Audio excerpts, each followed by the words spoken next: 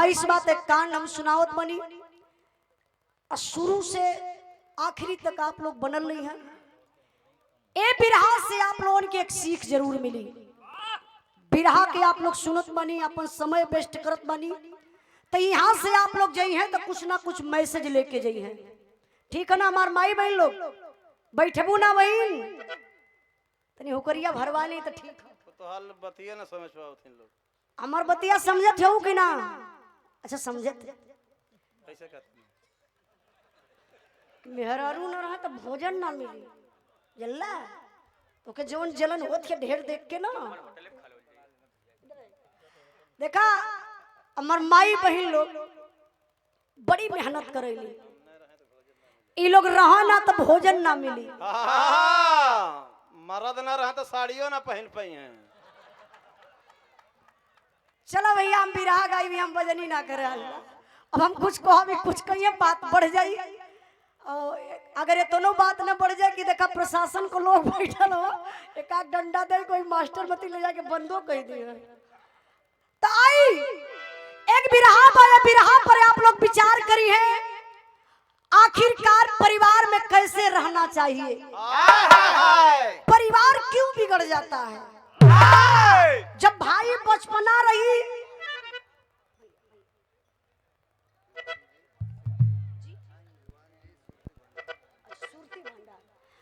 दीवान जी सुरती भंडार, दीवान नाम हो कि आपका? दीवान प्रजापति। अच्छा दीवान प्रजापति, दीवान इनका नाम हो, नहीं तो हम कहें कि दीवान जी। बहुत बहुत आपके प्रणाम। सुंदर पुष्पहार और 100 रुपए का पुरस्कार देके सम्मान कैलन। देखिए जब बचपना रहेला तो भाई भाई का झूठ खाला।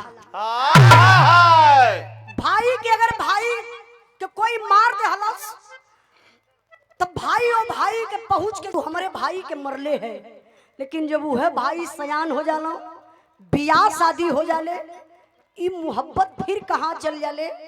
आइए बिरहा के माध्यम से आप लोगों के बतावत बनी। अब मास्टर साहब ए चच्चा ठीक है ना? अच्छा दादी है का घर में? जवानन से ज्यादा तो दादा परेशान है। अब मास्टर साहब एक लाइन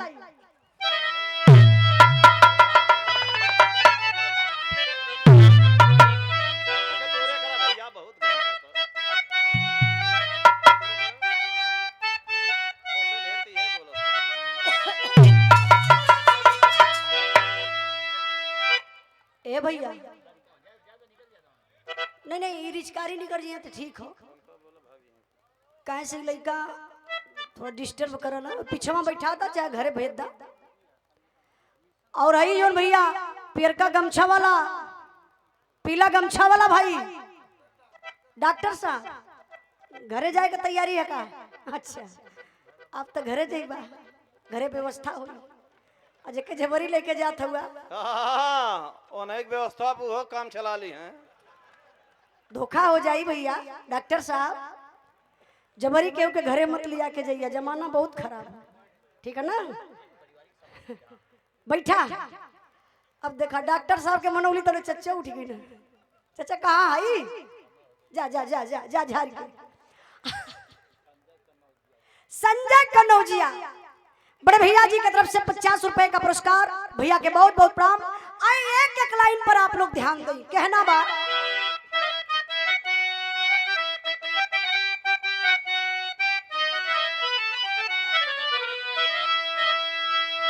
यही धन है लेकर धर्म डूब जाता,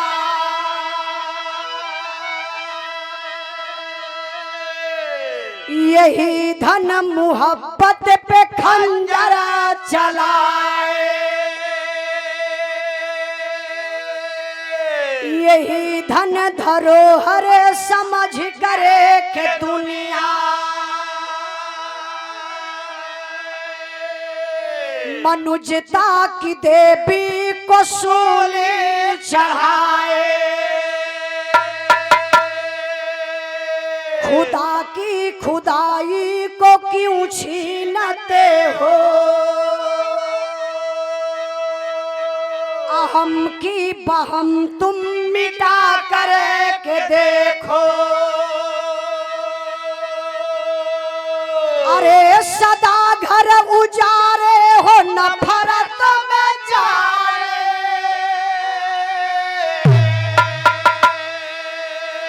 जरा घर किसी का बसा करे के देखो।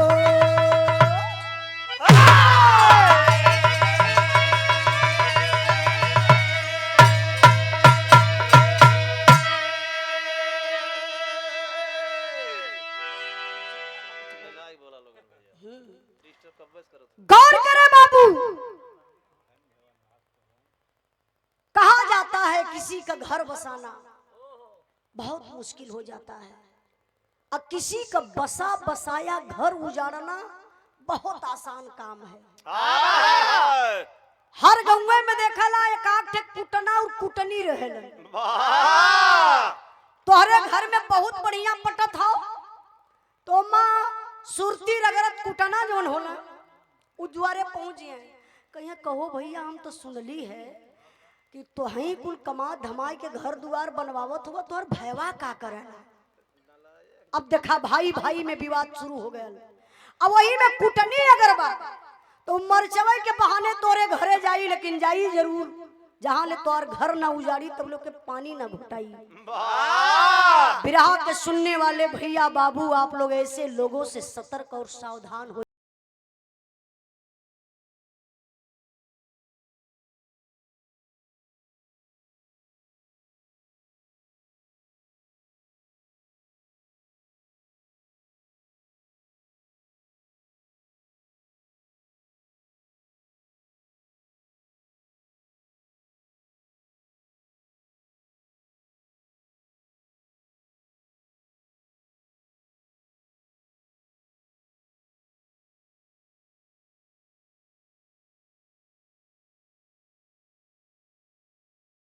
पर आप लोग ध्यान दें बाबू, कहना है क्या, देश की चोट और देश की चोट से जीकर का शीशा टूट गया,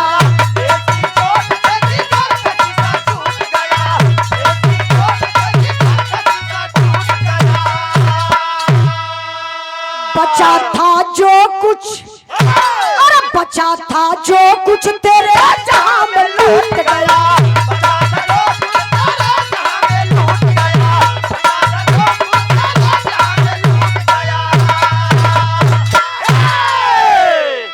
कहानी का शुरुआत में आप लोग कहानी पर गौर करिए हैं बाबू, कहानी कहां से कैसे लिखल गई मास्टर साहब।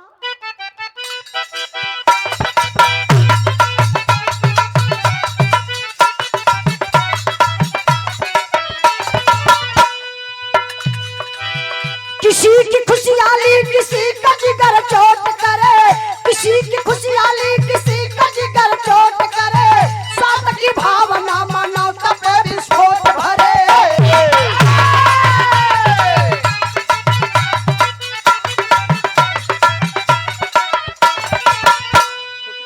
खुशी को छीन करके खुशियां मनाने वाले, खुशी को छीन करके खुशियां मनाने वाले, पुष्प को पाते ना चमन को चलाने वाले,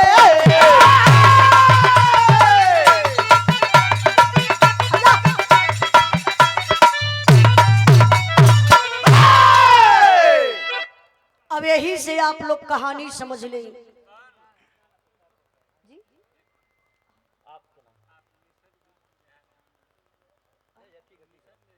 अच्छा ठीक है, नमो बता दी।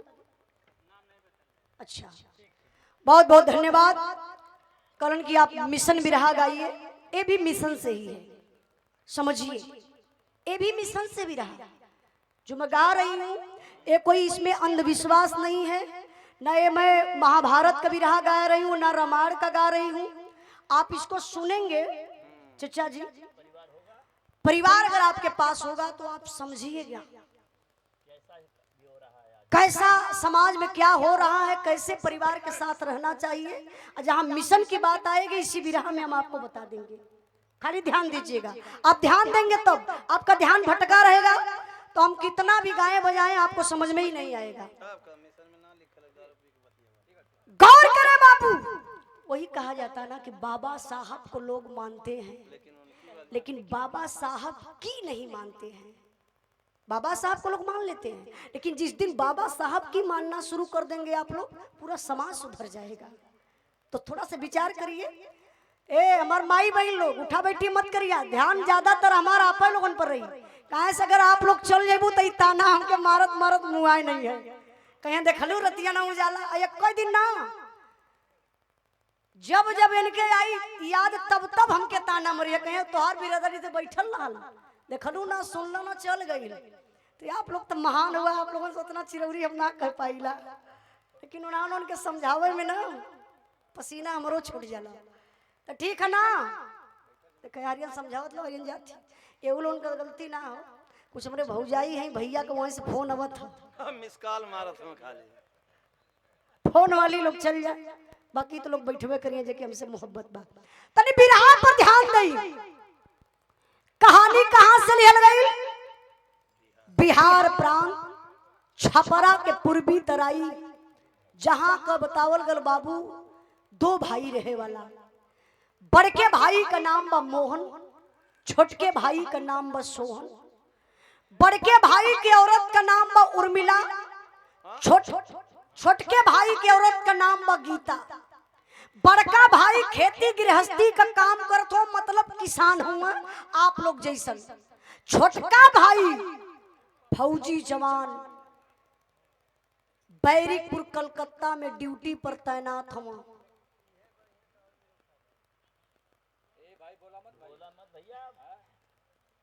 देखिए हमके कुछ न कहे को चचा, अगर कोनो प्रॉब्लम हुई तो डायरेक्ट हमसे कहिया, एक दूसरे से कहबा तो बाबा साहब के आप विरुद्ध रहबा। डायरेक्ट हमसे कहा जौन भी प्रॉब्लम हो। देखा पब्लिक हो, पब्लिक के मान के तनी डील कैले हो दोल करा नहीं, मांग का बात अलग है, इनकर मानसिकता कुछ और है ना। अरे भैया 80 रुपया खर्चा कैले हूं, वो मनवे ना करिए, जब ले हम गाइब तो ले इसे बोलल करिए। ध्यान दें, ए बिचवा में कैसे निहुरत होगा? वाह नेहरा मत, जमाना बहुत खराब है। का करिए इनके जमाना में? मराई यहाँ तो यहाँ घरे जाके का अरे पाकिट मरे उजीर में और का मराई। तरी के बोलने का शैलिया गड़बड़ हो जाले। पाकेट पाकेट नेताजी, पीछे से अगर डॉक्यूमेंट पीछे थैली में रखले होबा ना, हाँ, तो थोड़ा सुन के जगावा मत, सुना बात यार, ध्यान जाए भाई साहब। का करबा जब उठा बैठी होला तो मन बड़ा विचलित होला। ध्यान दई बिरहा पर। अब छोटका भाई बैरिकपुर कलकत्ता में फौजी जवान के पोस्ट पर तैनात हुआ। बड़का भाई जो किसान हुआ मोहन, मोहन के 3 गो लड़का हुआ। सोहन के शादी के 10 साल बीत गल हो, कौनो औलाद ना बा। यह परिवार का दुख बा। धीरे धीरे समय बीतल, एक बार के बाद में फौजी जवान के छुट्टी मिलल। बैरिकपुर कलकत्ता से घरे आयल हुआ, रात का टाइम बा। उनकर दुल्हन गीता सबके खिया पिया के बाबू जब अपने पति के बेडरूम में सूते बदे गईलिन हो, सूतल सैया हो। देखा भारतीय नारी बा, का संस्कार बा। जाय के अपने पति के गोड़वारी बैठ के बेचारी गीता अपने पति का इसे पैर दबावत बा, सुसुक सुसुक के रोवत बा। तबले तो फौजी जवान का निदिये टूट गई। घड़ी में देखना रात के 11 बजत हो। सवाल कदन अपने पत्नी से, गीता रात का 11 बज रहा है, अरे तुम्हारे आंख में आंसू क्या हुआ, क्यों रो रही हो? भैया कुछ कहला कि भौजी कुछ कहलस, या टोला परोसा कोई कुछ कहला सका? दर्द बा। रोई के बाबू अपने दर्द के गीता बतावत बा। का बतौलस?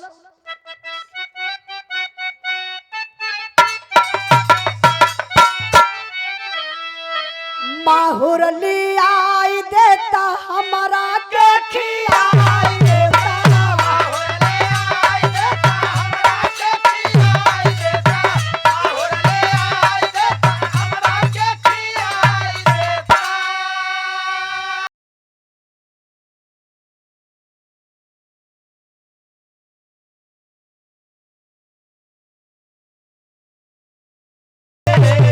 बतिया लमालो पिया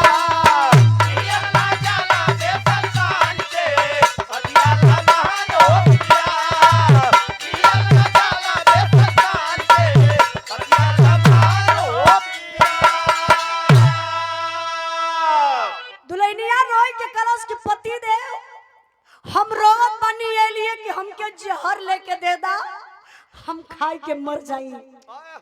फौजी जवान कहला कि अरे पगली मैं एक फौजी जवान हूँ और तू मजाक कर रही है, जहर मांग रही है, क्यों क्या हुआ? तब बतावत बगीता का गोड़वा जेठान जी का पारा नहीं भूलिया हो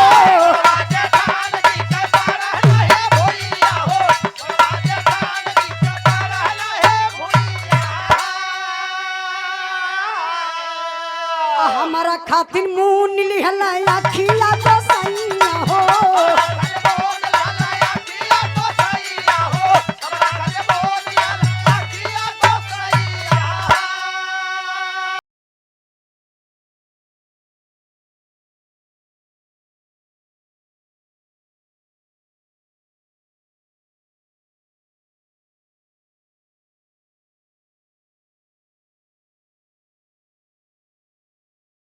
हम काहे बदे जहर मांगत बानी? जहर ये लिए मांगत बानी राजू गुप्ता प्रधान पद के प्रत्याशी बड़ा गांव से बड़े भैया जी की तरफ से 100 रुपए का पुरस्कार। जय भीम जय भारत नमो बुद्धाय। जरा विचार करे बाबू। गीता कालस की अच्छा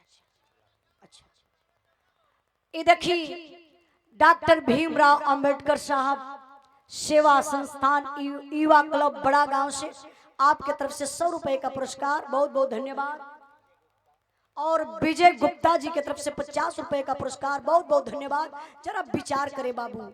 अच्छा आप नहीं हम समझत है, आप ध्यान से बिरा के सुनत मनी करना कितनी जिलवा का नमवा बता दो, शायद हम भूल गली है।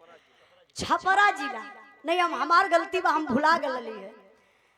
बिहार प्रांत छपरा जिला कई बात बा। नेताजी अब पॉइंट पर विचार करी है। लेकिन अब देखल जा बेचारी रोवत बकलस की पति देव हमके तोहर भौजी ताना मारेली। ताना काहे मारेली? तोरे भैया के 3 गो लइका हम, हमरे मालिक कौनो औलाद ना देले हुआ। तोहर भौजी हमके देखली तो बोलेली कि बाझिन बा, ई का जियत बजाए के कहीं जहर माहुर खाई के मर जात, छुट्टी हो जात। ए बझनिया का चेहरा अगर सुबेरे का देखिला तो शाम बीतही न चहले। अच्छा ये बतावा कबले हम ताना सहबे? बारे फौजी जवान उठकर तुरंत खड़ा हो गया चारपाई से, अपने दुल्हनिया के भरी अकबारी पकड़लन। देखिए इस बिरहा से एक सीख और आप लोग लीजिए। कभी भी जिंदगी में गुस्सा में आप लोग कभी गलत कदम मत उठाइएगा। गुस्सा एक शैतान होता है, आई गुस्सा फिर चले जाएगी, लेकिन उस गुस्सा में अगर आप गलत कदम उठा लेंगे जिंदगी भर पश्चाताप करेंगे। फौजी जवान जब इतनी बात सुनलन कि हमारे औरत के हमार भौजाई ताना मारे ले, तो गुस्सा तो बड़ा तेज आयल। दूसर कोई व्यक्ति रहत तो बाबू जाए के दरवाजा रतिये के खोलवाई के अपने भौजाई के मारत 4-6 तमाचा हो तो सुबेरे अलगा कैले। लेकिन फौजी जवान धैर्य बनाया, अकबारी में दुल्हन के पकड़लन। अब पकड़ के बाबू अपने दुल्हन के फौजी जवान समझावे लगलन। समझावत कहवा मास्टर साहब?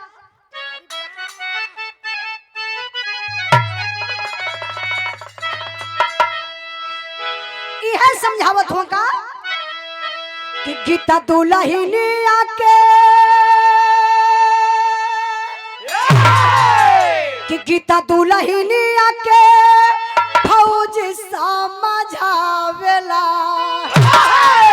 पार करी महान के बुढ़ैया गोरी हो तीनों भैया के तुलार।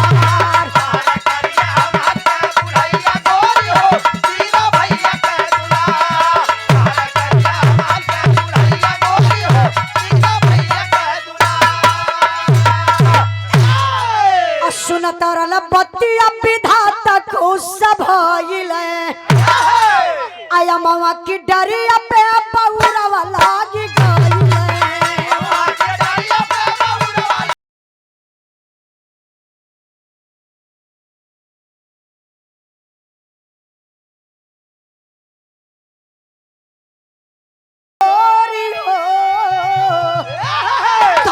सैया करी है पार। फौजी जवान अपने दुल्हन के समझौले कले पगली अरे हमरे लइका ना हम तका हाय भैया के 3 गो लइका हम ना यही भैया के तीनों लड़कन के अपन लड़का मान ला आइए भैया का तीनों लड़का ये भैया का तीनों लड़का हमहन के बुढ़ैया पर कामे आई है। यह सब बात बतियाई के बाबू पति पत्नी संतोष कई के सूत गईलन। धीरे धीरे समय बीतल आप लोग एक गांव में कहावत कहला कि संतोष का डार मेवा फरेले। इंसान धैर्य अपना खो देता है। अगर इंसान के अंदर धैर्य बना वो दुनिया को जीत सकता है। पहले धैर्य बनाना आप सीखिए। जिसके पास पेशेंस नहीं है वो दुनिया में कुछ नहीं कर सकता। अब ये दोनों प्राणी धैर्य बना लिए, संतोष कर लिए कि चलिए हमारे बच्चे नहीं हैं तो क्या, भैया के 3 गो बच्चे हैं, ये तीनों बच्चे हमारे बुढ़ाई पर काम आएंगे। लेकिन बाबू वही अइला में गीता के गर्भ रह गए। शादी के 10 साल के बाद गीता गर्भवती हो गई। यही के कहा जाला कि पत्थरे पर दूब जाम गई। ई किस्मत का खेल देखा। परिवार में खुशी ही खुशी बरसे लगल। धीरे धीरे समय बीतल, 3 महीना बीतल बा। फौजी जवान के छुट्टी का डेट पूरा हो गल। अब चलत हम फौजी जवान अपने ड्यूटी पर, परिवार का लोग चलत बा रोड पर पहुंचावे बदे। अब इन बस के अवय में 10-15 मिनट का टाइम बा। फौजी जवान अपने परिवार के वही रोडवे पर समझावे लगलन। अच्छा देखा समझावत का हम है, समझावे का तरीका है, आप लोग देखल जा। भाव बा मास्टर साहब।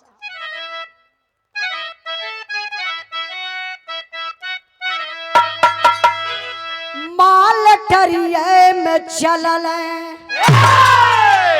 माल टरिये में चलल पलमा रसिया, माल टरिये में चलल पलमा रसिया, माल टरिये में चलल पलमा रसिया, माल टरिये में चलल।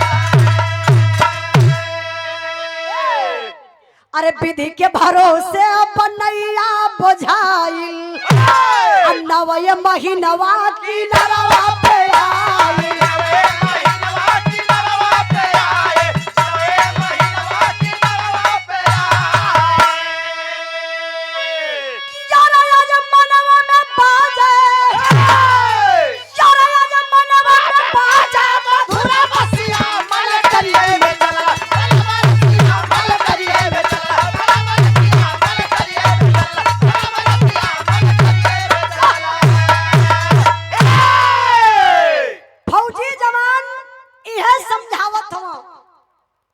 दुल्हनिया से अपने कहला कि गीता देखा कुछ मालिक बढ़िया करी है, थोड़ा से गर्भ के बचा के रखिया। टाइम भी देखत हुआ कि बस आवे वाली बा। भौजी के लेके कुछ दूरी पर गईलन। भौजी से अपने कहले कि भाभी हम तो ड्यूटी पर जात हईला, लेकिन गीता का तनी ख्याल करिया, कोनो वजन काम हम रही तो थोड़ा से हाथ बटा लिया। फिर यार टाइम देखत हो कि बसिया आए ना जा, तले भैया के लेके दूरे निकल गए। कहले भैया हम तो जात हईला, गीता के समय समय से इलाज करौले जाइया, कौनो दिक्कत परेशानी रही तो एक फोन हमके जरूर कह दिया। समझौते तो बाटे, भैया से बतियौते तो बाटे। बाबू तबले बस ही आई गई। फौजी जवान बस में बैठल, बाय बाय टाटा कैलन। गईलन कहाँ? बैरिकपुर कलकत्ता अपने ड्यूटी पर। फौजी जवान ड्यूटी पर यार समय बीते लगल। तीसरा महीना से चौथा, पांचवा, छठवां, सातवां, आठवां, 9वां महीना लगल। 9वां महीना का मतलब प्रसव की बेला है, डिलीवरी होखे वाला बा, पेट में दर्द होत बा, हल्का हल्का ब्लड चलत बा। वह वक्त गीता के जेठान उर्मिला के बिस्मात पैदा हो गल। ओकरे अंदर जलन होखे लगल। कहले कहो गीतवा के शादी के 10 साल हो गल और 10 साल के बाद एकरे बच्चा पैदा होखे वाला बा। चाहे बिटिया होई चाहे बेटवा, ये आधा हिस्सा बटवाई ले। झगड़ा करे लगल बाबू। आप लोग जरा विचार करें, जेकरे पेट में दर्द बा, डिलीवरी होखे वाला बा, कितना झगड़ा कर सकेला। झगड़ा कई के उर्मिला चली गई अपने नैहरे। हाय हाय हाय हाय। अब फोन कई के अपने पति मोहन के बोलौलस। जब मोहन गइलन त कहलन कि अरे उर्मिला, गीता का तबीयत खराब बा, डिलीवरी होखे वाला बा, तू मायके चली आइलू। अरे ये स्थिति में तो लोगन के अगर परिवार में केहू ना रहेला, नताई रिश्तेदारी से बुलाए के लोग हेल्प ले लेला, और तू नैहरे आ गइलू, टोला पड़ोसा हमके कही का। अब इतने में तो बाबू आग बबूला हो गई। कला सुना, बड़का भाई और भय वाला भैलौगा तोर अखिया फूटल बा कि तोरे अखिया से कुछ लौकइबो करेला। मोहन का ना भयल का ई बतावा। गीतवा के शादी के 10 साल हो गल और 10 साल के बाद ओकरे बच्चा पैदा होखे वाला बा। बिटिया होई चाहे बेटवा, आधा हिस्सा बटवा लई। हाई तोहर तीनों लइकवा का करी है, राखी माटी चाट के जीवन बिताइए। मोहन एक बार सोचला है, कहले कि नहीं उर्मिला, छोट भाई बना सोहन, भगवान के घर से आधा सोहन का बना, आधा ना हमार बा। कहले सुना, कही दे थैला कि अगर गीतवा के जिंदा बच्चा पैदा हो जाई, यही नैहरे में जिंदगी बिताए दे, तोहरे घरे लौट के ना आई। बदल गया विचार भाई का। अब वहीं तक तो कहत रहना कि ठीक हो, छोट भाई हो, आधा हिस्सा भगवान के घर से करबा, लेकिन अब विचार बदल गया सोहम मोहन का। कला हाँ तू उर्मिला सही है कहत हूँ, हिस्सा तो बटवा ही ले। एक काम करा, तू अपने नैहरवे में रहा, हम चलत हईला घरे, कोनो उपाय जरूर लगाई। यही है पैसा दिल दिमाग, यही है पैसा दिल दिमाग, न्याय धर्म को चूर करे, देकर के मोहब्बत की फांसी भाई भाई को दूर करे। प्रसव की बेला में गीता वासीला नर्स के पास गई, हो गई भर्ती बिना पति के, गीता वहां उदास हुई। मिला हम मोहन नर्स सजाकर, मिला हम मोहन नर्स सजाकर, मैडम जरा सा रहम करो, 25,000 रुपया दूंगा, बच्चे को गर्भ में खत्म करो। पैसे के चलते एक नारी नारी का सपना मिटा दिया। गीता से बोली मरी थी बच्ची, बच्ची को मैंने हटा दिया। विचार करें बाबू, गीता के पेट में दर्द बा, कोई सहारा ना बा, अकेले कैसे कौने स्थिति में बेचारी वो जा करके अकेले हॉस्पिटल में भर्ती हो जाती है। यार मोहना आयल अपने ससुरारी से, घरे में देखलस ताला मारल हो, पड़ोसी में पूछ लला लोगन से, भैया गीता के देखला, गीतवा कहाँ गई? इठे दादा देखले रहना, बता देना कि अरे बेटा गीता के डिलीवरी होखे वाला रहले, उ तो अकेले हॉस्पिटल गई है। तुरंत मोहना गाड़ी स्टार्ट कैलस, पहुंच गल हॉस्पिटल। अब वो गीता के पास नहीं जाता है, शीला नर्स के पास गया। वो नर्स से जाकर बोला कि excuse me madam please, 2 minute का वक्त है क्या?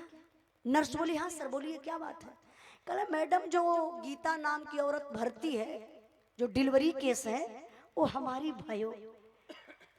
एक काम करना मैडम, मैं अभी आपको 25,000 रुपया दे रहा हूं, किसी को पता ना चले, आप उस बच्चे को गर्भ में ही खत्म कर दीजिए।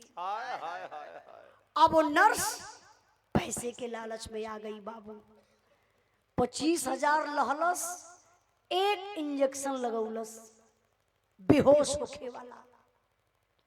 गीता अर्ध चेतना में हो गई, बेहोश हो गई। अब उसी अर्ध चेतना में गीता के बच्चा पैदा हो जाता है। हमारी माताएं बहनें बैठी हुई हैं, आप लोग समझ सकती हैं इस पीड़ा को। एक माँ अपने आप को मौत के मुंह में जा करके तो एक औलाद पैदा करती है। एक सुई नहीं, एक इंजेक्शन नहीं, 1000 इंजेक्शन लगवा दीजिए बेहोश होने का, लेकिन जो बच्चा पैदा होने का पीड़ा होता है वो दर्द तो माँ को पता ही चलेगा। अर्ध चेतना बच्चा पैदा हुआ, जब बच्चा पैदा हुआ तो कहां कहां रो रहा था। अर्ध चेतना में बेचारी है, नजर से तो नहीं देख पा रही है, लेकिन उस बच्चे की रोने की आवाज कान तक जा रही थी मां के। धीरे धीरे समय हुआ बाबू,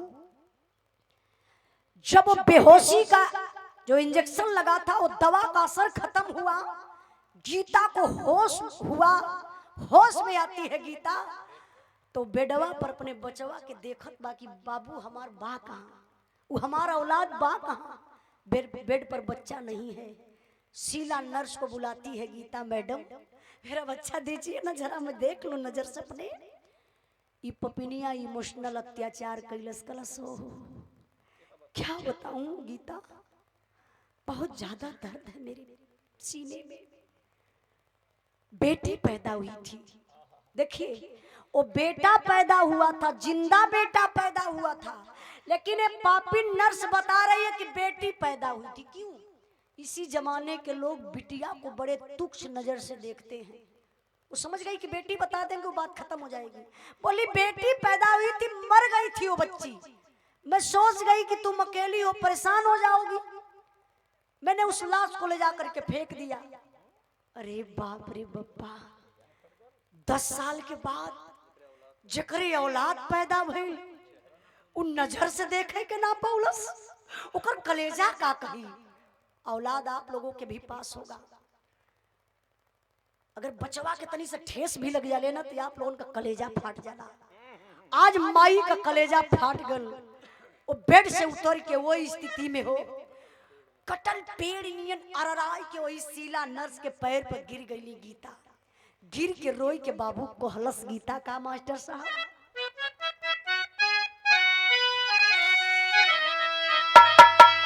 देहली जनमाना खेला वाले का भागी भाई, अरे जहरा का सुइया लगाई दे तू बहिनी, हमके पड़ला बाकी सैया के पड़ला लाल, अरे हमके मुआला के दिखाई दे तू बहिनी, मुहावा के चुमी ले गोदी में खिलाई ले, अरे भाई जी के हम बोला भाई दे तू बहिनी, भाई जी के हम बोला भाई दे तू बहिनी, भाई जी के हम बोला भाई दे तू बहिनी।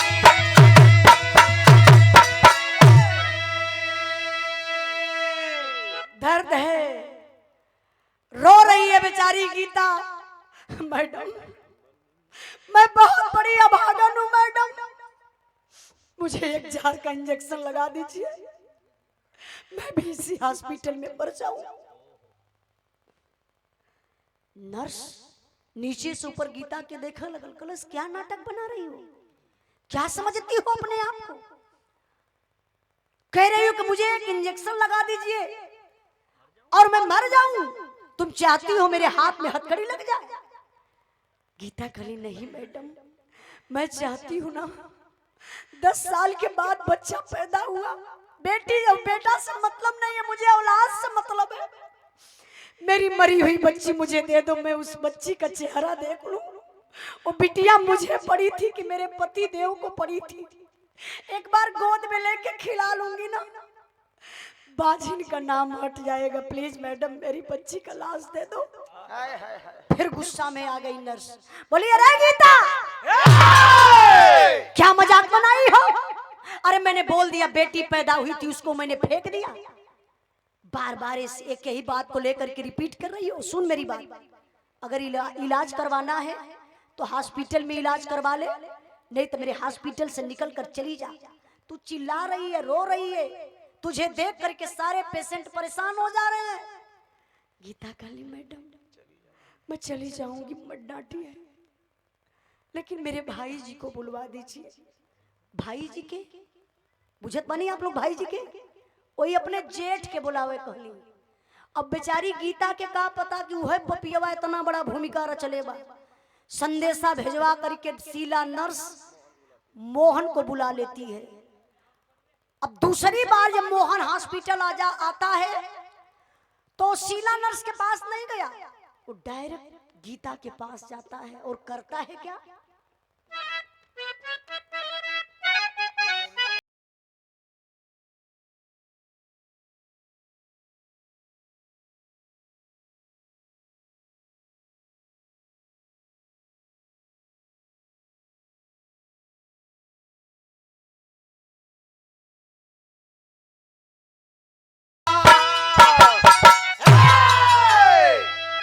मनवा जहिया पैसा पर बिकी, रोकर मोहन कहन लगा, रोकर मोहन कहन लगा गीता मन में करो सबर, मालिक को मंजूर न था, जल्द चलो अब अपने घर। मोहना गयल तो कहत बा कि गीता क्या किया जाए, बेटी पैदा हुई थी, मर गई थी, लगता है मालिक को मंजूर नहीं था कि तुम्हारे गोद में बच्चा खेले, चलो वापस घर चलते हैं। अब तो बेचारी और टूट गई गीता, जकरा पर इतना बड़ा गुमान, वो कोनो रिस्क ना लेत बा, कहत बा चला घरे जौन होखे करल हो गयल। गीता हथवा जोड़ के अपने भसुर के सामने खड़ी हो गई, कनी भाई जी कौन मुहवा लेके घरवा जाई, अबले लोग हमके बाजिन बाजिन कहला है, आज से लोग हमके ताना मारी कई पापिन बा, जन्मल बच्चा वही हॉस्पिटल में खाई गई, ताना का डर बा बेचारी के। कल भाई जी आप जा, हमार बच्चा मर गल, यार जहर माहूर खाई के मर जाई, लेकिन घरे मुंह दिखावे ना आई। समझ गया मोहन, एकर बच्चा मर गल, वही शोक में इहो मर जाई। छोट भाई हमार सोहन बा, सारी बात मानेला। भाई का फोन आई तो खाली इतना तो कहे के बा कि डिलीवरी टाइम इतना ज्यादा पेट में गीता के दर्द भयल, जच्चा बच्चा दोनों सथवे खत्म हो गई। यही सोचते हुए बाबू हॉस्पिटल से निकल जाता है मोहन, गाड़ी स्टार्ट करता है, घर के तरफ चल देता है, लेकिन गीता बेचारी के डोले भर के शक्ति ना बा। जाना ललो सबके पास औलाद बा, जब माई बहन लोगन के बच्चा पैदा होला तो 6 दिन जब ले छठी ना बीतल रहेले तब ले वो अपने पैर के चौखट से बाहर ना करेली, अपने सर को नहीं खोलती हैं, हवा बाहर का ना लगे, क्यों, सुरक्षित तो रहेंगी अंदर। लेकिन आज ये बेचारी के विपद पर विपद पड़ल बा, वो अवस्था में हो गीता बेचारी हॉस्पिटल से निकल गई, सड़क को पार जाती है, आत्महत्या करने की कोशिश करती है, लेकिन एक बार अंदर से याद आया मैं तो मर जाऊंगी, मेरे पति फौजी जवान है, वो दो मौत कैसे बर्दाश्त करेंगे, मरने से पहले एक बार अपने पति से बात कर लेती हूँ। फोन लगाती है बेचारी अपने पति के पास, फौजी जवान भोजन करने के लिए बैठा था, फोन नहीं रिसीव हो रहा है। बगल में एक दोस्त बैठा था, बोला देख ना भाई तेरे मोबाइल पर कब से फोन बज रहा है। सोहन फोनवा देखने लगना, हंसे कहना अरे यार ये तो तुम्हारे भाभी का फोन है, लगता है कुछ खुशखबरी है। अब सोहन के का पता कि दुनिया हमार खत्म हो गई। तो दोस्त बोला देख भाई अगर खुशखबरी रहेगी तो पहली मिठाई तो मैं खाऊंगा। सोहन कहना पहले रुक तो भाई फोन तो रिसीव करने दे। फोनवा रिसीव करके पहला वर्ड सोहन बोलने हेलो गीता, कोनो सुबह समाचार बताया का हाल बा। आवाज बंद, कुछ भी आवाज नहीं आ रही है। फिर से सोहन बोला हेलो, अरे गीता क्यों नहीं बोल रही हो, क्या हुआ बोलना। गीता हिम्मत जुटाती और बोलती है क्या बताऊं पति जी।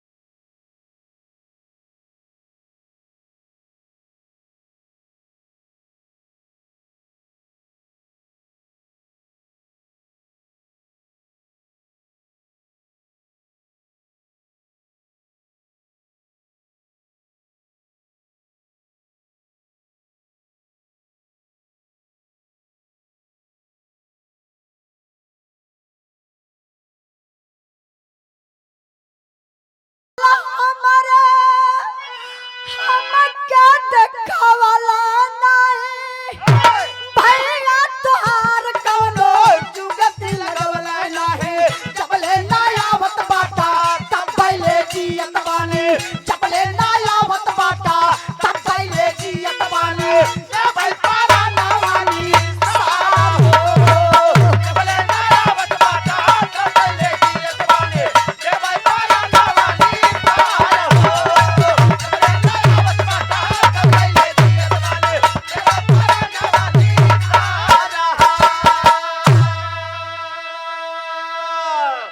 गीता फोन पर रो रही है पति देव, मैं मर चुकी हूँ, मैं एक जिंदा लाश बन करके जी रही हूँ। फौजी जवान कहने गीता हुआ क्या, घुमाओ मत बात को, साफ साफ बताओ क्या हुआ। कहे गीता पति देव मैं अकेले हॉस्पिटल गई थी, अर्ध चेतना में थी, मुझे इतना पता है बच्चा पैदा हुआ और रो रहा था, लेकिन जब मैं नर्स से पूछा तो नर्स बता रही थी कि बेटी पैदा हुई थी, वो मर गई थी, उसको उन्होंने फेंक दिया, मुझे देखने तक के नहीं दिया वो नर्स। फौजी जवान आग बबूला हो गया, हाय हाय हाय। फिर आंख से आंसू चल दिया, समझाने लगा फौजी जवान गीता हरे पगली बेटी पैदा हुई थी ना, बेटी मर गई ना, अभी तो मैं जिंदा हूं ना, क्यों तू दिल छोटा कर रही हो। सुन मेरी बात, तुम आत्महत्या करने के लिए कह रही है, मेरी कसम गीता तुम एक कदम आगे मत बढ़ाना। बारे फौजी जवान मैं सलाम करती हूँ, प्रणाम करती हूँ ऐसे फौजी जवान को। फौजी जवान वही फोनवा पर गीता के कहलन आई देखल जा, वाह बारे मरे गुरुजी माननीय प्यारे लाल कवि जी बिरहा में हल्का से बीर रस का भाव लिखलन, फौजी का बात।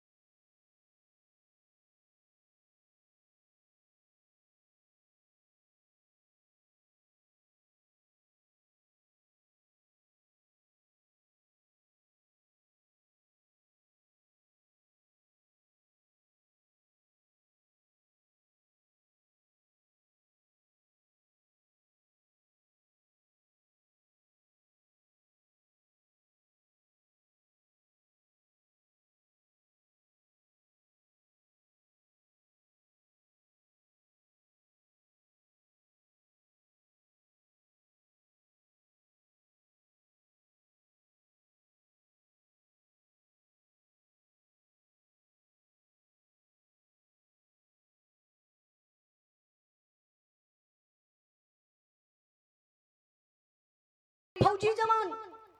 तो देखिए बिहार से और कलकत्ता का दूरी बहुत ज्यादा नहीं थी।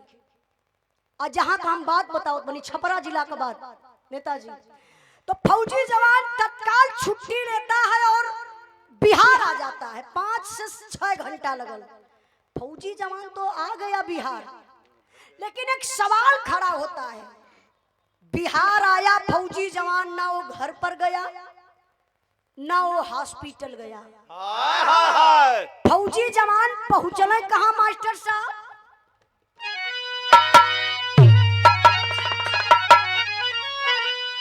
अरे मिला दरोगा से नहर तत्काल दाल में काला बा। करंदार से को पूछन लगा सवाल दाल में काला बा। बहुत अच्छे।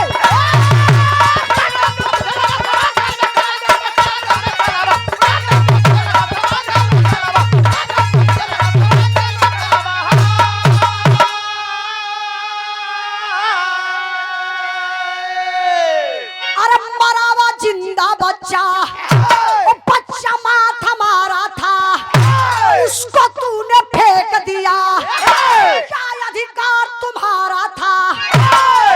नर्स को मारा बूट संभाला दाल में काला बा। बता दे। उठा दिया नहीं तो तोहरा ही पे बहर आ जाएगी। हाँ उठा दा। हाँ अब आओ। अरे उछल नर्स को मारा बूट संभाला दाल में काला बा। अब बता दे साली पहला गई साला दाल में काला बा।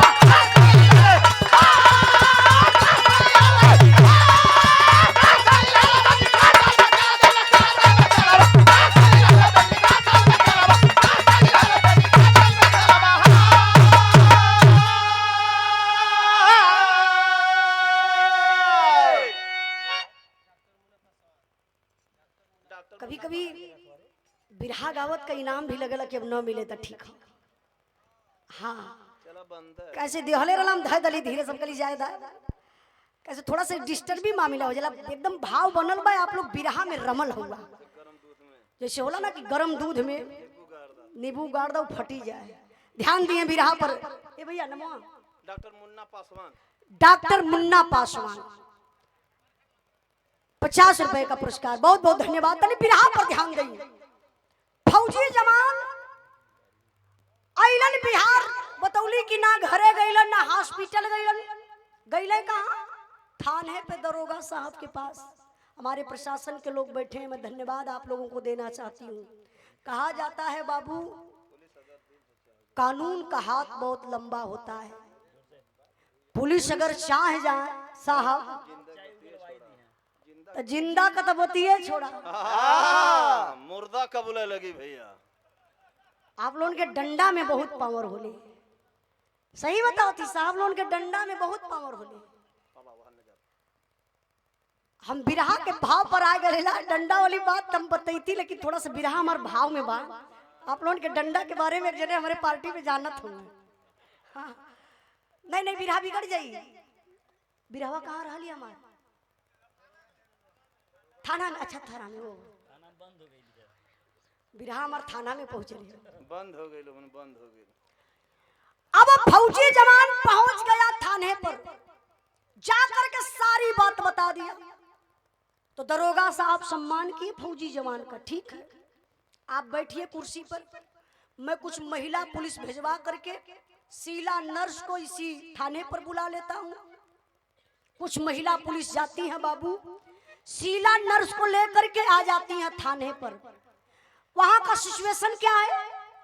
यहाँ दरोगा साहब का कुर्सी, यहाँ फौजी जवान का कुर्सी, ठीक वही बगलिए में शीला नर्स का कुर्सी लगल बा। लेकिन गीता कहाँ आई? एक पर्दा बा, वही पर्दवा के पिछवा लोग बैठौले हुआ ये लिए कि गीता के नर्स देख ले तो हो सके कि बात के घुमाए दे, लिए गीता के लोग छुपा के बैठौले हुआ। तबले फौजी जवान सवाल कैलन, कहला मैडम आप शीला नर्स? हाँ जी सर, जी जी। अच्छा एक बात बताइए मैडम, जो गीता नाम की औरत भर्ती थी, जो डिलीवरी केस था, कैसे क्या हो गया? तो देखा ये पपिनिया का कम चालाक नहीं खे, 100 से ज्यादा चोर दिमाग लगा हुआ है, ठग बेईमान बहुत दिमाग लगा हुआ है। अभी दिमाग लगा दलस पपिनिया, जान तो का कैलस, कल अरे अरे साहब आप गीता की बात कर रहे हैं, अरे साहब वो तो बेचारी विपत की मारी महिला थी साहब, मैंने तो बहुत मदद किया, आई थी अकेले हॉस्पिटल, बेटी पैदा हुई थी साहब, वो मर गई थी साहब, उसको मैंने ले जा करके फेंक दिया, अरे फौजी जवान चढ़ला येड़ा मरलन, अरे साली जिंदा था बच्चा, वो मरा हुआ बच्चा था, और बच्चा माथा मारा था, उसको तूने फेंक दिया, क्या अधिकार तुम्हारा था? किसी का बच्चा, कोई का परिवार, कोई तुम्हारे हॉस्पिटल में कोई मर जाता है तो तुम कौन होती हो फेंकने वाली? तुम फेंकोगी, तुम डिसीजन लोगी कि उसके परिवार के ऊपर छोड़ेगी? उसका परिवार आएगा जो डिसीजन लेगा वही होगा। अभी सन बा एकदम खड़ी बा, कुछ बोलत ना बा, तबले फौजी जवान निकलना बेल्ट और निकाल के मारना 4-6 बेल्ट। वाह! लगनी दवाई का पर्चा बनावा है। हाँ, मेडिकल में नहीं करा है तब कह के हमारी रखले रहने भैया। हाँ, मेडिकल हलवा पे जब 4-6 बेल्ट लगल तो मेहरारू को जात ना टूट गई, लगल गाय नियर कांपे, हथवा ऊपर कलश कले, हे साहब बहुत चोट लगत, मत मारा साहब, कसम खात बनी अपने हॉस्पिटल का, एकदम साफ साफ बताई साहब। फौजी जवान कले कि अभी भी वक्त है, वो बच्चा कैसे मरा, कौन मारा, कहाँ फेंकी, कुछ बताओगी? कले साहब अब ना मरबा तो सारी बात एकदम सही सही बता देवे। दरोगा साहब कले नहीं, मैं छूंगा नहीं, तुम बताओ। अब बाबू बतावे शुरू कैलस पपिनिया। देखी बिरहा के सुने वाला भैया बाबू, बिरहा से मन अगर कहीं भटक भी गल होई, हाई 4 लाइन आप लोग दिल से और दिमाग से सुन लिया, पूरा बिरहवा आप लोगों के समझ में आ जाइए। वाह बारे मरे गुरु जी माननीय प्यारे लाल कवि जी, पूरे बिरहा का निचोड़ है।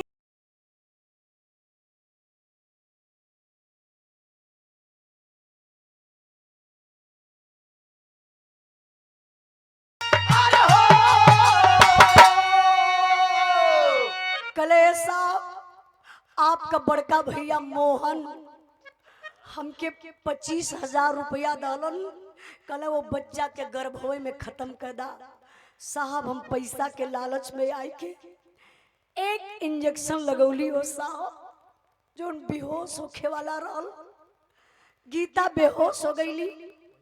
झूठ ना बोलब साहब, जो हम कहतली बिटिया पैदा भइल मर गई लाल ना साहब, वही बेहोशी हालात में गीता के जिंदा बेटा पैदा हुआ था। हाय हाय हाय, फौजी जवान के पैर तले से जमीन खिसक गई। यहाँ बेटी बेटा का बात नहीं है, औलाद का बात है। बेटा पैदा हुआ था, जिंदा पैदा हुआ था, तूने कैसे मारा उस बच्चे को? कहाँ मारा? कैसे इतनी बड़ी हिम्मत आई? पपिनिया बतावत बचवा के मरलस कैसे बाबू? जन्मल सुगानावा के झोरवा में रखल साहब, कल साहब जिंदे बचवा के हो प्लास्टिक में लपेट के बोरा वाले झोरा में रख के साहब वही झड़िया में फेंकवा दले ही। अब तो फौजी जवान का कलेजा फट गया, रोने लगा फौजी जवान, तूने जिंदा बच्चा क्या बिगाड़ा था? वो बच्चा, गलती हमसे हो सकती है, गलती गीता से हो सकती है। अभी मासूम बच्चा पैदा हुआ था, दुनिया नहीं देखा था, उसको तूने मार दिया। कहाँ फेंकी हो? बताओगी किस झाड़ी में? कल साहब मारल मत जाई बताई। अब देखा पपिनिया बतावे चलत बा कैसे। पुलिस फोर्स साथ चलल नरसाऊ पपिनिया बाबू,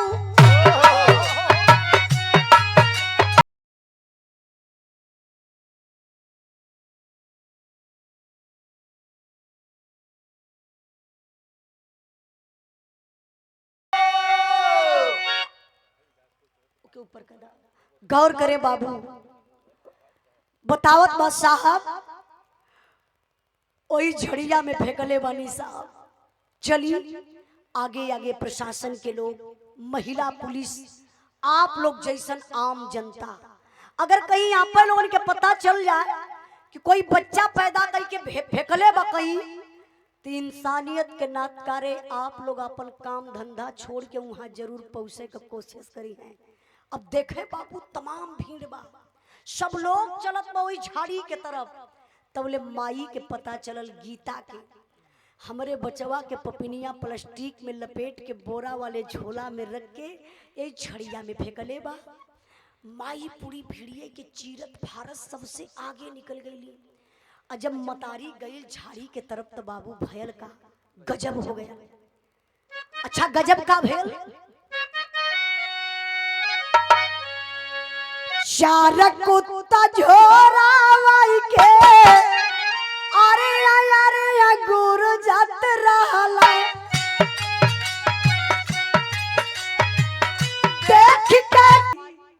देखलस बाबू झाड़ी के तरफ पहुंचल, झड़िया हेतने दूर पर रह गई बा। यही से माई का नजरिया काम कर गई, देखत बा कि झाड़ी में झोरा तो बा, लेकिन चार गो कुत्ता आपस में गुरजत हुआ, खींचा तानी कैले हुआ। माई कलेजा पे हाथ रखलस, कलस हाय हो मालिक, आज इंसान इंसान का ना भली तो जानवर बाटे जात का कुत्ता हमरे लाल के नोच नोच खैले हुई है। अपने हीरा का हड़ो मांस न पाइप देखे बदे माई का कलेजा फट गया, गिर जाती है जमीन पर, फिर उठती है और कुत्तों से डरती नहीं है। दौड़कर बाबू जाती है झोरा के पास में। जब झोरवा के पास में माई गई तब का भेल मास्टर साहब, झोरवा के पास लड़का का मतरिया बाबू तरा अलस गना हो माता।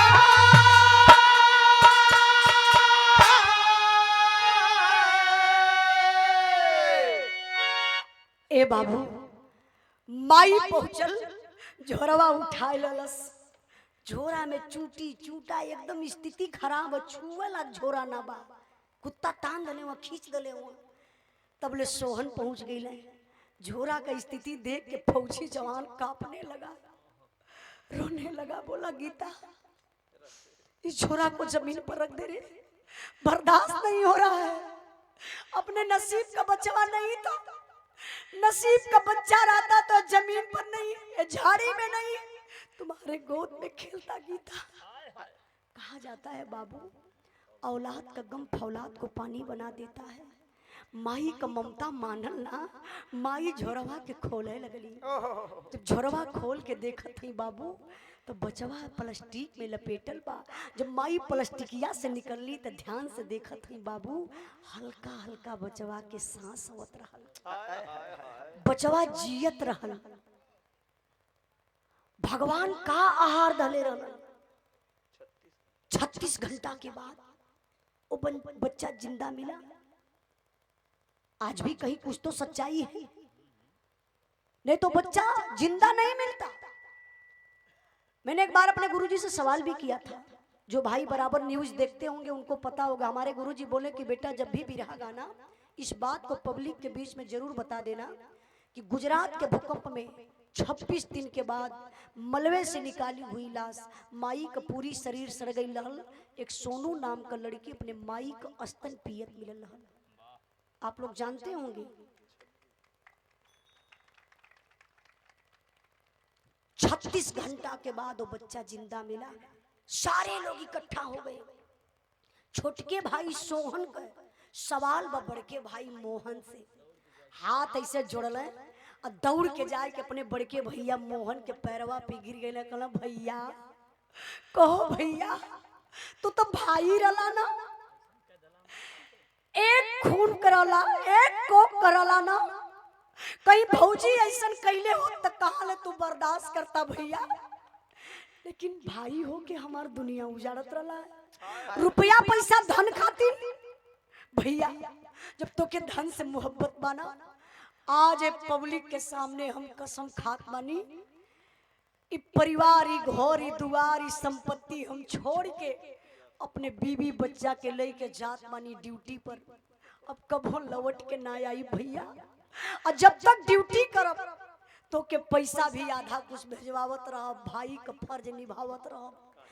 काहे घरे ना आई, अगर घरे आ जाई तो भैया भौजी तू दोनों जने डरा जीवा कि आए गल सोहना कहीं हिस्सा बटवाए न ले, बस यही डरन घरे ना आई भैया। हम जात बानी बारे सोहन बीबी को और अपने बच्चों को लिया बाबू। सोहन 4-6 कदम आगे बढ़ौलन, तबले वही दरोगा साहब बगल में खड़ा हुआ। दरोगा साहब रोक दिए, ए सोहन रुको रुको रुको, कहाँ जा रहे हो? कहना साहब मैं ड्यूटी पर जा रहा हूं, अब कभी वापस नहीं आऊंगा साहब। दरोगा साहब कह, सुनो मेरी बात, कब तक पैदल जाओगे? बस स्टॉप तक आओ, मेरी गाड़ी में बैठ जाओ, बस स्टॉप तक छोड़ देता हूँ। हाथ जोड़ लेना सोहन, कहना साहब जौने भैया के सामने कबो चारपाई पर ना बैठली, भौजी का कबो जवाब ना डाली हमारे आंखी के सामने में, आज भैया भौजी के हाथ में हथकड़ी लगल। हम चाय के भी भैया भौजी के ना छुड़ा पावत बनी, कानून के घेरा में भैया भौजी हो गई। साहब कौन मुंह लेके गड़िया में बैठे हो साहब, आप जाई हम पैदल यहाँ से निकल जाई। वाह, फौजी जवान कदम आगे बढ़ाता है। यहाँ दरोगा साहब गाड़ी स्टार्ट कैलन, सोहन के सॉरी मोहन के औरत के और शीला नर्स के हाथ में हथकड़ी लगौलन और ले के जात हुआ जेल में बंद करे बदे। हयन पब्लिक बा, मोहना के केहू ना देखत बा, सारे लोग सिर्फ सोहन को देख रहे हैं। देखा हो सोहन कसम खाई के जात पे अब कबो लौट के घरे ना आई। बारे मोहना ऐसन त भाई के साथे कदले एक आध बूढ़वा तो झर झर झर खड़ा होई के रोवत हुआ, तबले तो बाबू गजब हो गया। वही पब्लिक में से एक ऐसन आवाज आई जो करे जवई चीरिल हलस। 1 से 2 मिनट ऐसे ही आप लोग शांति और बनौले रही हैं। बिरहा का आखिरी भाव समझ के तबे उठा बैठी करियन। देखी वही पब्लिक में से आवाज आई, आवाज केकर बा, कैसन बा मास्टर साहब?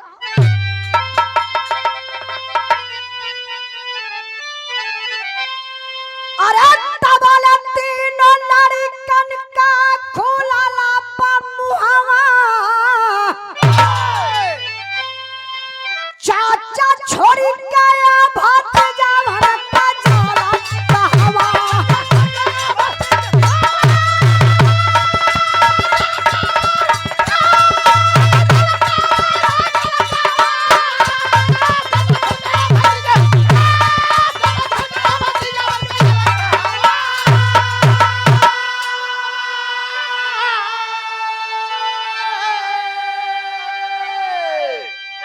बाबूजी के जेलिया में अब पुलिस लेके जाई, हमार क्या पढ़ाई और लिखाई का खिलाई।